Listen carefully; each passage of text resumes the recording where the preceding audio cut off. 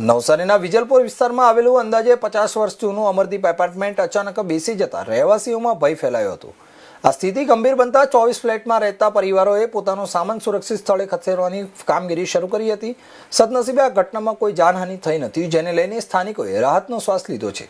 આ ઘટનાની જાણ થતાં મહાનગરપાલિકાની ટીમ તાત્કાલિક સ્થળ પર પહોંચી હતી અને કોઈ અનિચ્છનીય ઘટના ન બને તે માટે સમગ્ર વિસ્તારને કોર્ડન કરીને જરૂરી તકેદારીના પગલાં લેવામાં આવ્યા છે। સ્થાનિકોમાં એવો પણ આક્ષેપ છે કે વર્ષો જૂની આ ઇમારત અંગે મહાનગરપાલિકા અગાઉ અનેક વખત નોટિસ આપતી રહી હતી, પરંતુ કાયમી ઉકેલ લાવવામાં આવ્યો ન હતો। હવે સમગ્ર મામલે તંત્ર આગળ શું કાર્યવાહી કરે છે તેના પર સૌની નજર રહેલી છે।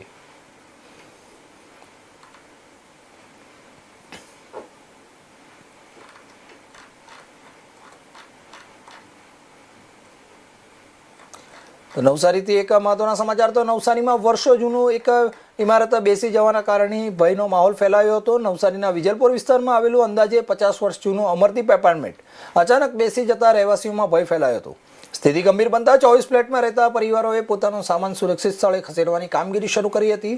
જોકે સદનસીબે આ ઘટનામાં કોઈ જાનહાનિ થઈ નથી, જેને લઈને સ્થાનિકોએ રાહતનો શ્વાસ લીધો હતો।